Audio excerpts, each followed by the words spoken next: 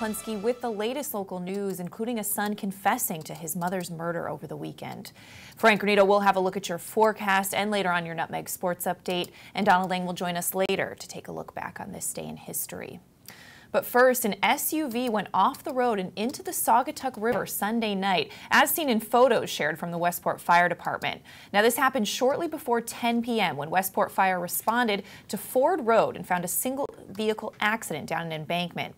Now, the SUV was resting on its side in the river. The driver had gotten out of the vehicle. Now, that vehicle was secured and stabilized by the rescue company. 2 firefighters wearing cold water rescue suits did enter the water to confirm that no additional occupants were in that car.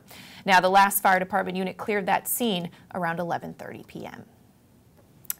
And the search for a missing Hamden woman became a murder investigation over the weekend. Hamden Police Chief Thomas Wydra said that police were notified by the sister of Donna Tucker Friday that she was missing. Well, as that search continued Saturday, police said they became suspicious of foul play and began investigating Tucker's son, 34-year-old Kyle Tucker, who lived with his mother. Now, police say Kyle eventually confessed to murdering his mother, and police found her remains on their property. Now, police say the suspected cause of Donna's death is blunt force trauma to the head. Kyle Tucker was charged with murder and destruction of evidence. Now, he was scheduled to appear in court this morning. Chief Wydra lauded the work of police officers and detectives in this case. He said a motive for this murder may become clear in the coming days. And in other news, the Connecticut Post reports that Bridgeport police are warning dog owners Sunday after 10 pedigree dogs were stolen over a 2-week period. Now, police say those dogs were likely stolen by an illegal breeder, though they do not yet have any suspects. Now, investigators said it is possible those dogs were taken by illegal breeders. All of those dogs were young females that have the potential to be bred. Now, Bridgeport Police Chief A.J. Perez said that so many dogs stolen over such a short period of time is highly unusual. Police and city officials said whoever took the animals can return them with no questions asked. They're asking anyone with information to contact police at 203-209-2788. And Connecticut State Police are warning about deer crossings following a Friday morning crash in Trumbull. Now, police shared a photo of that car after a deer ran onto the highway in front of a driver going southbound on Route 8 near Exit 8 in Trumbull. Now, after that deer was struck, it went through the windshield into that car. Luckily, police said the operator was able to keep control of the vehicle and pull to the right shoulder, and amazingly, she suffered only minor injuries. Now, police released a few reminders, including slowing down when passing those yellow animal crossing signs. Those warnings are posted because heavy animal traffic is known to frequent those areas. Now, deer are most frequently hit during dusk and dawn, so look for those reflecting eyes. And remember that deer wander in groups, so if you see one crossing the road, assume there's at least one more nearby. Police also say never to swerve to avoid a deer or any other wildlife, as the consequences could be far worse than hitting that deer. And a 70-year-old Waterbury man faces animal cruelty charges after DEP's Encon police say he intentionally drove over several Canada geese. Now, this happened Sunday morning around 8 a.m. Waterbury police received a call from a witness who observed an individual drive over multiple geese with their vehicle on North Main Street in front of the Knotty Pine package store in Waterbury. Well, that witness alleged the suspect illegally passed 2 vehicles on the shoulder who were stopped for those geese crossings and drove over multiple geese goslings, killing at least one. Now, the witness was able to get the license plate of that offending vehicle shortly after that suspect, who was identified as Moses Wilson, contacted Waterbury police and admitted to driving over the geese. Now, Wilson was detained by Waterbury PD, and the Connecticut Department of Energy and Environmental Protection's Environmental Conservation Police were notified about that incident. Now, during the investigation, the Encon police did obtain video surveillance footage that they say shows Wilson's black sedan driving over those geese. Now, Wilson was arrested for cruelty to animals, a legal method of taking waterfowl, and also charged with passing on the right. He was released after posting a $1,500 bond. All right, taking a turn now, we're going to throw it over to Frank Granito to get a look at your forecast. Frank. All right, thank you, Kate. We're looking at partly sunny skies right now around the county. Temperatures in the low to mid 70s. We'll see a little more sunshine later on in the afternoon and clear skies overnight. with a low of 50. Much of the same coming our way tomorrow, maybe a little bit warmer out and a little more sunshine. And as we head towards Wednesday, we'll see an increase in cloud cover, humidity on the rise, and we could possibly see a couple passing thunderstorms in the late afternoon. But we'll keep an eye on that as we go through the week. For now, though, we go back over to Kate. All right, thanks so much, Frank. And we're going to step out for a break. Come back. Donald Eng will take a look back on this day in history. We have more local news and your Nutmeg Sports Update after this. At Pamby Motors, we're not worried about being the biggest dealership. We're focused on being the best. We're dedicated to giving you the best experience we can. The Pamby Motors team is here to help you choose the right Chrysler, Jeep, Dodge, or Ram in a friendly, pressure-free environment. And right now, during Ram Truck Month, get up to $14,000 off on all in-stock 2017 Ram 1500 pickups. Come in and see us for details. Visit Pamby Motors, Route 7 in Ridgefield, PambyZone.com. UK Gourmet is the largest specialty grocer in the area, featuring food from England, Ireland, Scotland, and Wales. Over 80 teas to choose from and a brilliant assortment of biscuits to go with them. Over 70 cheeses from grass-fed cows, which makes a smashing difference in taste. The creamiest chocolate you'll ever taste using no artificial colors or preservatives. So say hooray for UK Gourmet, 78 Stony Hill Road in Bethel, or visit ukgourmet.us. Had a sports injury or slip and fall that needs immediate care? Ortho Connecticut Walk-In Urgent Care gives you direct access to orthopedic specialists fast without an appointment. Biking, golf, tennis, soccer, whatever the sports injury is, sprain or fracture, Ortho Connecticut Walk-In Urgent Care can help. Open 7 days a week now at 4 locations: Norwalk, Darien, Westport, and Danbury. Go to myorthoct.com, like them on Facebook. Create your dream home at Laurel Ridge. 3 bedrooms, 2-car garages, finished basements, wooded and lake views, recreation facilities galore. Stay connected to your local lifestyle with the convenience of being just minutes away from Fairfield County. Luxury townhomes that are smart, elegant, custom, and maintenance-free. Create your... Welcome back to this June 11th edition of your Coffee Break on the HAN Network. Time to take a look back on this day in history with Donald Eng. Don. Well, Kate, it's the 55th anniversary of a dark story in American history, but it's not where the story ends. First, though, we go back to the beginning, way back, 1184 BC, in fact. The city of Troy, sacked and burned, according to calculations by Eratosthenes, a Greek scientist, mathematician, and philosopher. Now, he was the chief librarian at the Library of Alexandria and known to have invented, of all things, the leap day. He also calculated the circumference of the Earth with far greater accuracy than would be done again for 17 centuries. And for a librarian, though, he did make one startling error. Homer refers to the Trojan War, the Trojan people, and the Trojan horse, but never mentions the city of Troy. Now we go back to 1919. 99 years ago, Sir Barton wins the Belmont Stakes, becoming the first horse to win the U.S. Triple Crown. 12 more have followed. The order of the Triple Crown races would not be established for another 13 years, and prior to 1932, the Preakness Stakes was run before the Kentucky Derby 11 times, and twice they were actually run on the same day. Also, the Belmont Stakes is the oldest of the Triple Crown series, but the traditions have changed the most, including the Parade Post song, which was actually briefly a recording of Jay-Z's Empire State of Mind. 1962, Frank Morris, Don Anglin, and Clarence Anglin allegedly become the only prisoners ever to escape from Alcatraz prison. The three were serving lengthy terms for bank robbery, and they knew each other from having served time together in Atlanta. They spent months planning their escape, digging through the cell walls with spoons they had stolen from the cafeteria. The next morning, their homemade raft washed up on an island 2 miles away. The 3 men were never seen again. Finally, now we go to 1963, Tuscaloosa, Alabama. As Governor and Chief Magistrate of the state of Alabama, I deem it to be my solemn obligation and duty to stand before you, representing the rights and sovereignty of this state and its peoples. The unwelcomed, unwanted, unwarranted, and force-induced intrusion upon the campus of the University of Alabama, today of the might of the central government, offers frightful example of the oppression of the rights, privileges, and sovereignty of this state by officers of the federal government. That was Governor George Wallace standing in the doorway of Foster Auditorium at the University of Alabama, blocking 2 black students, Vivian Malone and James Hood, from attending the school. Now, that is the most well-known moment of all of their lives, but not where the story ends. Wallace would later apologize to the 2, and in 1996, his foundation would bestow Malone with the inaugural Wallace Foundation Courage Award. Hood would actually get his doctorate from the University of Alabama in 1997. He and Wallace had planned for Wallace to personally hand him his diploma. Unfortunately, poor health prevented that. That is your look back in history for today, June 11th, and I'm Donald Lang. All right, thanks so much, Don.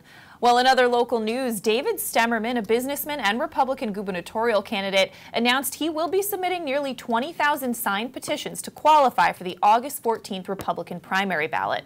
Now, Stemmerman's campaign said he will also be making a major investment in broadcast advertising for the month of June and beyond. Now, the petitions of registered Republicans that will be submitted this week represent roughly double of what is needed for a candidate to qualify. And the town of Wilton's blight prevention team has remediated 3 blight cases in town since procedures were last updated. That according to Sarah Heath, the director of social services. Now, in the spring of 2017, Wilton's blight enforcement officers began meeting with Bircham, Moses, and Devlin attorney Mario Coppola to discuss the town's procedures. Now, Coppola developed a detailed step-by-step manual for addressing blight in town. Now, officials say blight does not typically involve aesthetic issues such as overgrown lawns. It encompasses conditions that could lead to a property being uninhabitable, such as broken windows, structural decay of buildings, or insect infestation. There's more on that story at wiltonbulletin.com. And in Ridgefield, 22 representatives of local arts and culture organizations reacted to the concept of an outdoor stage on the former Schlumberger property as a threat more than an opportunity. Now, they worried an ambitious development cultural center project on the remaining Schlumberger land could be a money siphon, slurping up arts fundings from an already fiscally tight environment while potentially hosting events that would compete for the local audience's time and attention. Now, Allison Stockel, who's the director of the Ridgefield Playhouse, was one of those who said in part the town doesn't need another venue. Now, that group convened by the Ridgefield Arts Council for a talk session in Town Hall on May 30th suggested that other less costly and ambitious uses might be better on that town-owned site, like a botanical garden. Well, the arts group's reaction isn't deterring Dick Larson, who is chairman of the now disbanded Schlumberger Citizens Committee, is spearheading efforts to do something with that property that the committee studied. He said the worries shared at that recent meeting shouldn't derail the outdoor stage plans. A cultural center with an outdoor stage or amphitheater was recommended by his committee after its extensive surveys of what the public would like to see done with that property. There is more on that story at theridgefieldpress.com. And in other Ridgefield news, dog owners are invited to submit photos of their dogs for a Sergeant Stubby look-alike contest as part of Ridgefield's Keeler Tavern and Museum History Center's World War I Family Day. That's going to be held on Sunday, June 17th from 12 to 4 p.m. Now, if you don't know, Stubby was a stray found wandering near Yale University in New Haven, where the 102nd Infantry Regiment were training at the time. Now, the story goes that Private First Class Robert Conroy developed a fondness for the mutt and named him for his short, constantly wagging tail. Well, Stubby was then smuggled to France when the 102nd was sent to the front lines. Stubby was allowed to stay with the regiment and became its official mascot. Stubby participated in 17 battles from 1917 to 1918, and he warned his regiment of mustard gas attacks and incoming artillery attacks found in comforted wounded soldiers, and once caught a German spy by the seat of his pants. Now, Stubby's story was recently told as an animated feature film, Sergeant Stubby, An American Hero. Details on how to submit to that contest are at theridgefieldpress.com. And before we throw it over to Frank Granito for your Nutmeg Sports Update, we do have some footage of a hot dog eating contest that he participated in over the weekend for a good cause. Take a look. Please welcome Frank, the dog father Granito. Also where I got this pretty sweet hat from, guys, just in case you were wondering.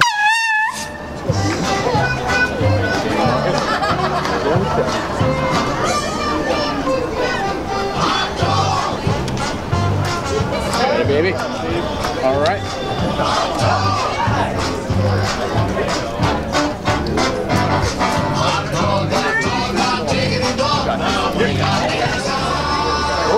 Going to Nathan's next. Remember, guys, once you have eaten the full hot dog, that is the number that you are on.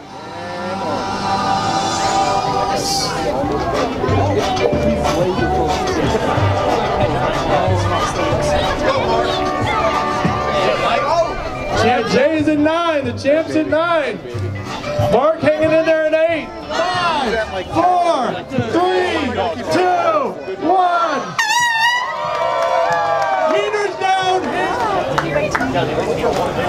Joey Bag of Donuts LaRusso, Joe Kaleo Caputo, Jay the Pool Boy Lynch, all got 11. So this is how the tiebreaker works. We put 3 minutes back on the clock. We're going to put 5 more dogs in front of you. Partial dogs count. 1 minute and 23 seconds, guys. 7, 6, 5, 4, 3, 2, 1. Give it up for Bag of Donuts. He's our 2018 champion. All right, Frankie. How do you feel, buddy? Hot dog contest down. How do you feel?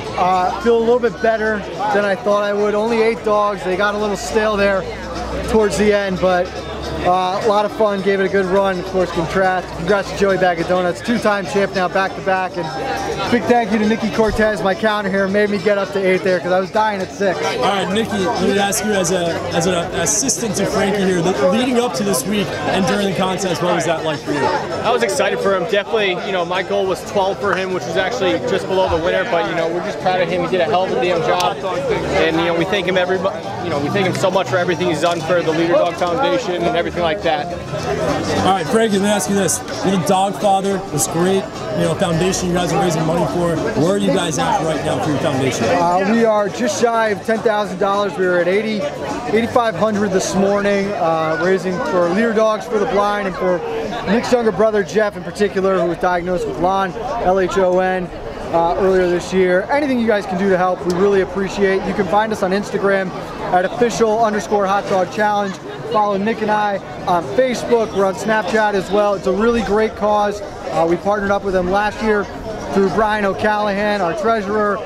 Brian O'Doggahan, really his uncle Kevin O'Callahan is a part of Leader Dogs. I mean, we're really the lucky ones to see how much support we have and how much people have gotten behind us on this. Absolutely, we do it for Uncle Kevin. Obviously, we started this, and now, you know, comes home a little bit to my little brother, little Jeffrey Cortez. But you know, we're proud to do it. We want to help anyone possible with Leader Dogs and the foundation. If I can just say, this was the Hot Dog Challenge, day 15, dogs 20 through 28. And I think that puts your boy back in the lead. Yeah, with 8 dogs. All right, guys, nice job. Good job, man. Feel so. And I should say our own Kevin Coleman shooting that video and John Kovach putting it all together.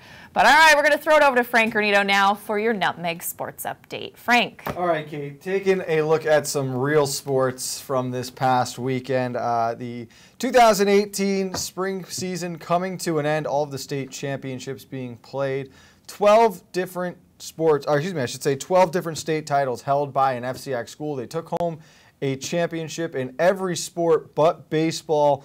So close in Class LL2. Ridgefield edged out by Cheshire 1-0 in one of the best games we've seen all year long. A couple of huge shockers in lacrosse. Obviously the girls' Darien team being upset in the semifinals. New Canaan rolls Ridgefield 19-7.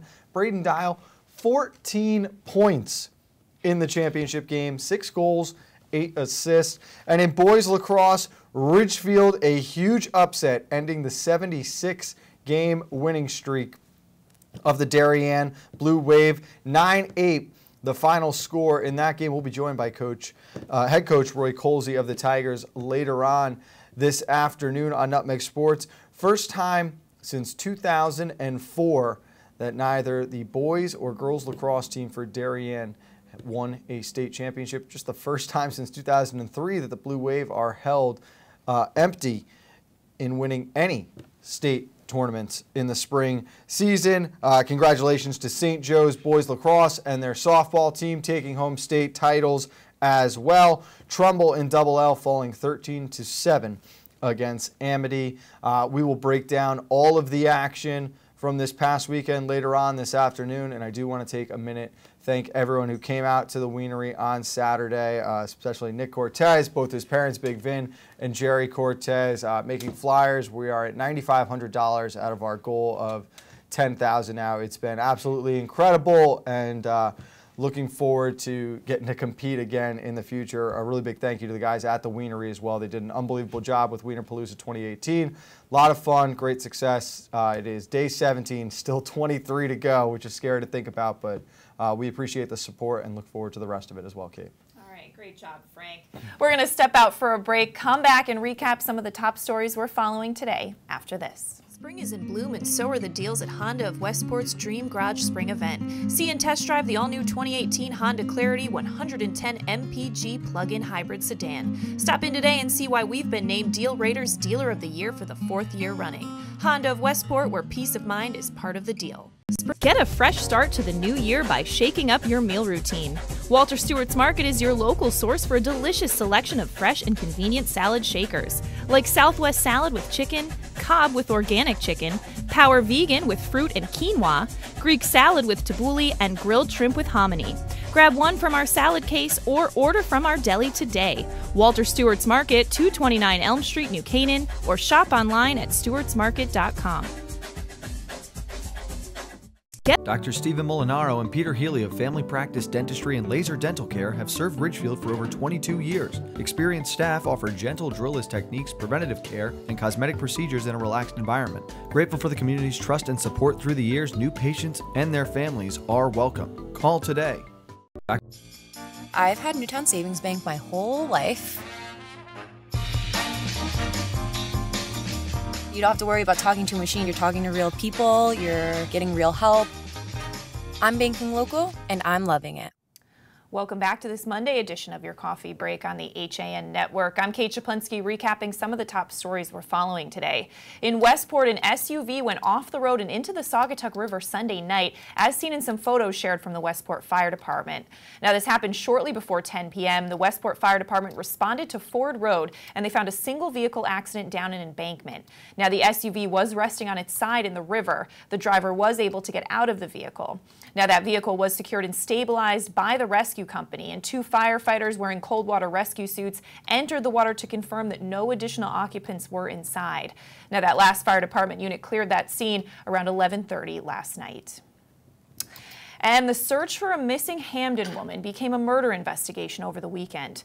Now, Hamden Police Chief Thomas Wydra said police were notified by the sister of Donna Tucker on Friday that she was missing. Well, as police continued that search Saturday, police became suspicious of foul play and began investigating Tucker's son, 34-year-old Kyle Tucker, who lived with his mother. Now, police said Kyle eventually confessed to murdering his mother, and police found her remains on that property. Now, police say the suspected cause of Donna Tucker's death is blunt force trauma to the head. Kyle Tucker was charged with murder and destruction of evidence. He was scheduled to appear in court this morning. Now, Chief Wydra lauded the police work of his officers and detectives in this case, and he said the motive for the murder may become clear in the coming days. And in other news, the Connecticut Post reports that Bridgeport police are warning dog owners after 10 pedigree dogs were stolen over a 2-week period. Now, police said those dogs were likely stolen by an illegal breeder, though they do not yet have any suspects. Investigators say it's possible the dogs were taken by illegal breeders, as all of those dogs were young females that have the potential to be bred. Now, Bridgeport Police Chief A.J. Perez said to have so many dogs stolen over such a short period of time is unusual. Police and city officials said whoever took those animals can return them with no questions asked. They're also asking anyone who may have information to contact them at 203-209-2788. And Connecticut State Police are warning about deer crossings following a Friday morning crash in Trumbull. Now, police shared a photo of that car after a deer ran onto the highway in front of a driver going southbound on Route 8 near Exit 8 in Trumbull. Now, after that deer was struck, it went through the windshield into the car. Luckily, that operator was able to keep control of the car and pull it to the right shoulder. Amazingly, police said she suffered only minor injuries. Now, a few reminders from police: slow down when passing those yellow animal crossing signs. Now, those warnings are posted because heavy animal traffic is known to frequent that area. Now, deer are most frequently hit during dusk and dawn, so look for those reflecting eyes. And remember that deer wander in groups, so if you see one crossing the road, assume there's another one nearby. And police say don't ever swerve to avoid a deer or any other wildlife, as the consequences could be far worse than hitting that deer. All right, taking a turn now, let's get one final look at your forecast with Frank Granito. Frank. Okay, thank you, Kate. A couple of nice days coming our way. Comfortable with temperatures right around 70 to 75 degrees. A little bit of cloud cover now. Should clear out by the afternoon for mostly sunny skies. They'll be clear overnight. A low of 50 heading into Tuesday. Maybe a little bit warmer out tomorrow and a light breeze around 10 miles per hour. Again, with mostly sunny skies. We'll see an increase in cloud cover heading towards Wednesday and possibly some passing showers or thunderstorms in the back half of that day. We're back at 2 o'clock this afternoon for Nutmeg Sports. Roy Colsey, the head coach of the state champion Ridgefield Tigers, will join us and will break down the rest of the championships from this past weekend as the CIA season came to an end. For now, though, we send it over to Kate. All right, thanks so much, Frank. And we are going to wrap things up here on your coffee break, but we'll see you tomorrow at 11 with the latest local news and more. Have a great day.